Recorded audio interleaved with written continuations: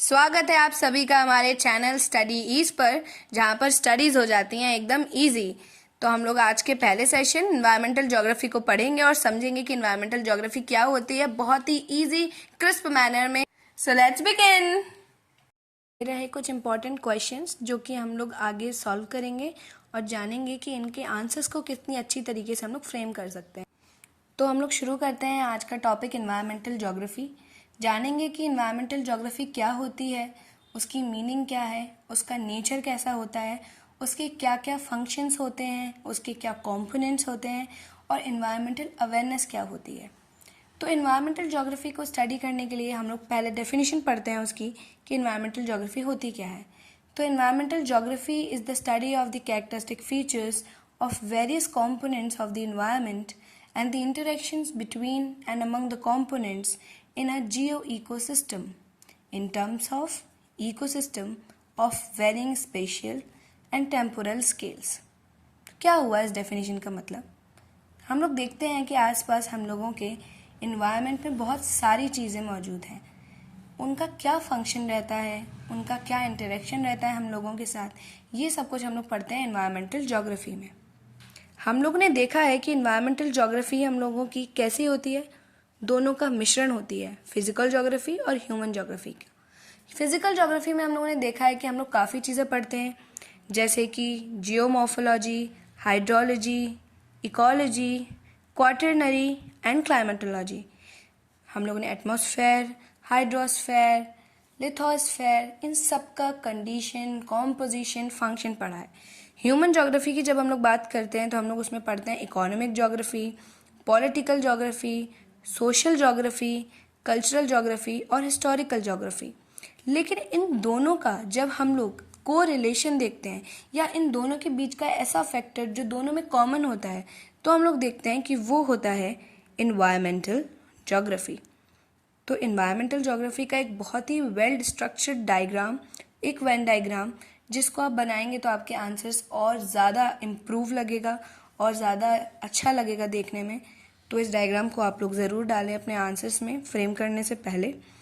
और फिर हम लोग देखते हैं इन्वायरमेंटल ज्योग्राफी की एक प्रॉपर डेफिनेशन जब हम लोग पढ़ते हैं तो वो होती है environmental geography may be defined as that branch of geography which studies the characteristics, composition and function of different components of the natural ecosystem।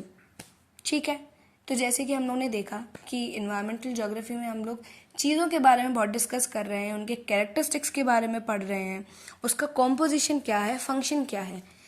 तो जब एक ह्यूमन या बहुत सारे ह्यूमन फिजिकल इन्वायरमेंट में इंटरेक्ट करते हैं तो इंटरेक्शन हर चीज़ का कुछ ना कुछ सिखाता है, कुछ ना कुछ बताता है, उसके कुछ ना कुछ तो कैरेक्टरिस्टिक्स होते ही हैं। तो ये सारी चीज़ें ह्यूमन और फिजिकल नेचर से जब मिलकर एक इन्वायरमेंटल ज्योग्राफी बनती है तो उसको हम लोग बहुत टाइप्स में स्टडी करते हैं। तो आइए हम लोग इसके आगे के बारे में पढ़ते हैं। इन्वायरमेंटल ज्योग्राफी के अंदर एक बहुत ही इम्पॉर्टेंट कंपोनेंट आता है, एक बहुत ही अच्छी सिस्टम आता है जिसको कहते हैं इकोसिस्टम। नाम में ही सिस्टम है, थोड़ा समझने की कोशिश करेंगे कि सिस्टम, तो ecosystem it is a system of the environment. तो इन्वायरमेंट ने कोई ना कोई तो सिस्टम बनाया होगा अपना कि चीज़ें रिसाइकल हों, रीयूज़ हों और एक अच्छे मैनर में चीज़ें चलती रहें। तो सिस्टम होना बहुत ज़रूरी है हर चीज़ में। तो जानते हैं हम लोग इसकी डेफिनेशन क्या होगी सबसे पहले। तो an ecosystem is defined as a community of life forms in concurrence with non-living components interacting with each other।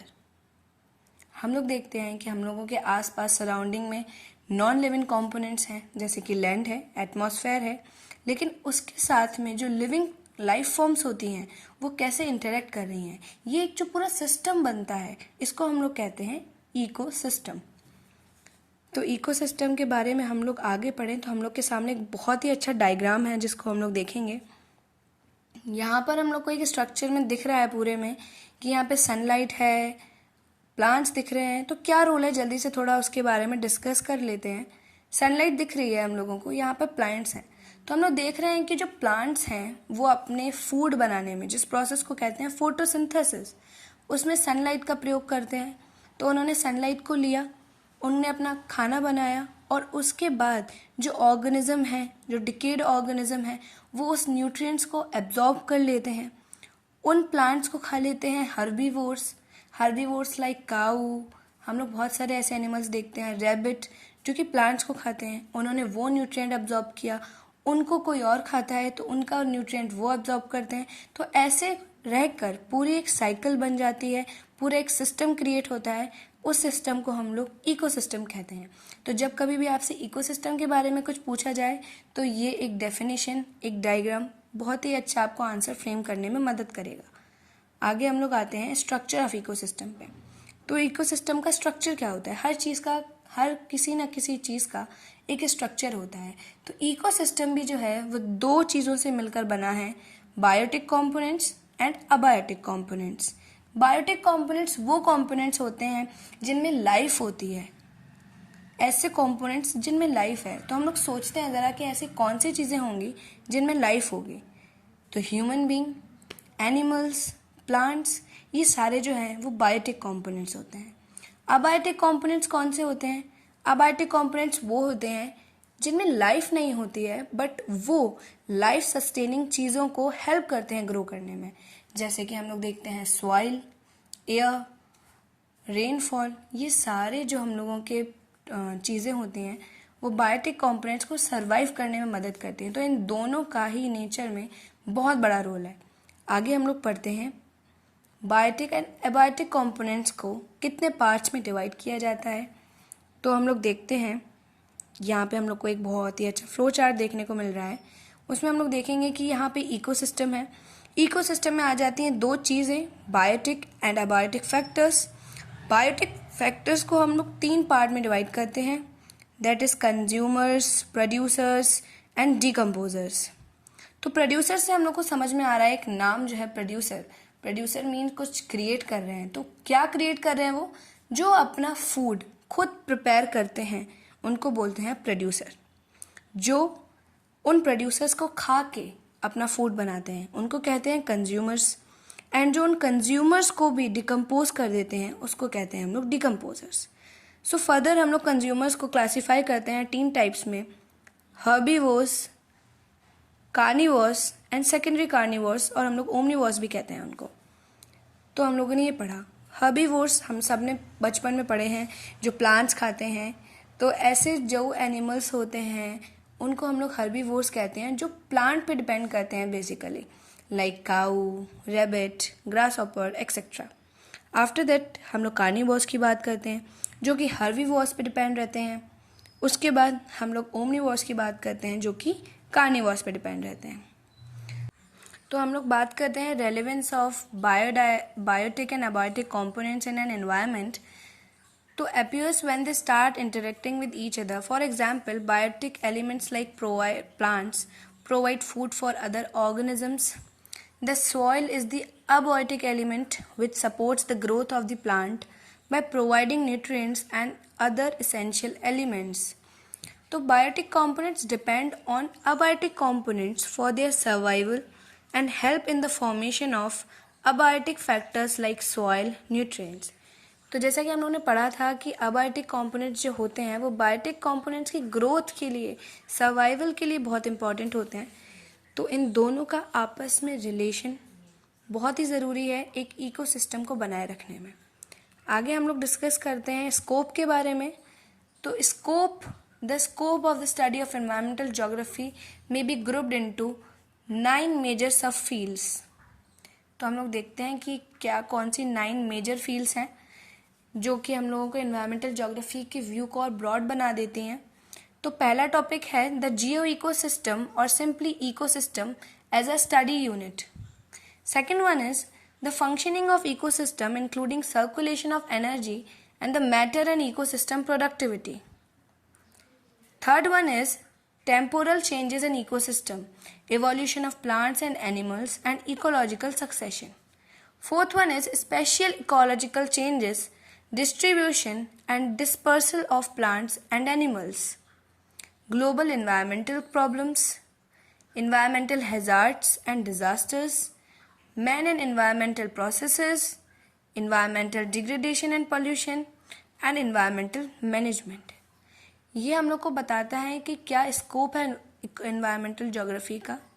In points को हम लोग अच्छे से डिनोट करके इनको पैरा की हेडिंग बनाकर लिख सकते हैं, तो हम लोग का आंसर बहुत ही ज़्यादा इम्प्रोवाइज लगेगा और बहुत ही ज़्यादा सिस्टमेटिक हो जाएगा। बात हम लोग करते हैं इस बहुत ही अच्छे इफेक्टिव डायग्राम की, जिसमें बताया गया है कि एनवायरमेंटल ज्योग्राफी का क्या एक्सपेक्ट है। तो देखते हैं हम लोग।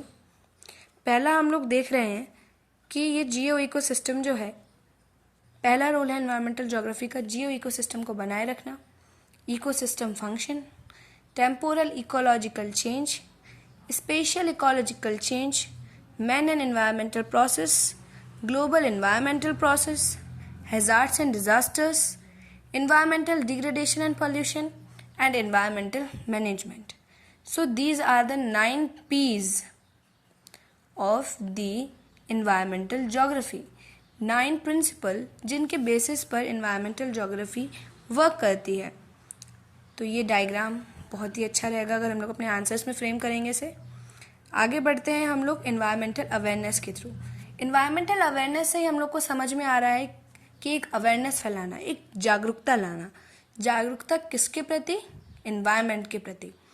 तो इसकी डेफिनेशन देखेंगे हम लोग। Environmental awareness is having an understanding of the environment, the impact of human behaviours on it and the importance of its protection. तो कभी भी हम लोग किसी की अवेयरनेस की बात करते हैं तो अवेयरनेस लाने के लिए पहले हम लोग उस चीज़ को समझते हैं कि वो है क्या, उसका क्या रोल है हम लोगों की लाइफ में, और कैसे वो एक बहुत ही बड़ा मेजर चेंज लेके आता है हम लोग की लाइफ में। तभी तो हम लोग अवेयर होते हैं कि ओके ये चीज़ ऐसी है, इसको हम लोग को ऐसे संभाल के रखना चाहिए। तो एनवायरनमेंट के बारे में जब हम लोग बात करते हैं तो हम लोग देखते हैं कि एनवायरनमेंट एक बहुत ही नेसेसरी पार्ट है हम लोग की ज़िंदगी का। तो अगर उसको हम लोग प्रोटेक्ट करके रख पाएँ तो ये हम लोग के लिए और आने वाली जनरेशन के लिए भी बहुत यूज़फुल होगा। तो हम लोगों ने ये डेफिनेशन पढ़ी और काफ़ी हम लोग वेज पढ़ सकते हैं यहाँ पर कि ये कुछ वेज हैं एनवायरमेंटल अवेयरनेस को प्रमोट करने के लिए। हाँ, तो हम लोगों ने ये देखा कि ये एनवायरमेंटल अवेयरनेस प्रमोट करने के लिए कुछ हम लोग को वेरियस वेज दिए हुए हैं, जैसे कि हम लोग जा सकते हैं paperless, going paperless. Second one is educating your kids, contributing to an environmental awareness cause and implementing green strategies. Implementing green strategies से मतलब हो सकता है हम लोग का प्लांटेशन से, हम लोगों को गो ग्रीन थीम्स रखनी चाहिए जैसे कि आजकल की हम लोग की गवर्नमेंट्स कर रही हैं। आगे हम लोग कुछ इश्यूज़ पढ़ेंगे जैसे कि इन्वायरमेंटल इश्यूज़। तो क्या क्या इश्यूज़ हो जाते हैं अगर हम लोग नहीं ध्यान देते हैं, अगर किसी भी इन्वायरमेंट की चीज़ों पर एक्सेसिव यूज़ के थ्रू या अपनी एक्टिविटीज़ के थ्रू। तो वो हो जाती हैं oil drilling, deforestation, production of plastic good, fracking, over population, climate change, ozone depletion and so on. तो आज के टॉपिक पे हम लोगों ने बात करी एनवायरनमेंट की मीनिंग पे, उसके नेचर पे, उसके कंपोनेंट्स पे, उसके स्कोप पे और एनवायरमेंटल अवेयरनेस पे। तो थैंक यू दोस्तों। Do like, share and subscribe our channel studies for more informative videos.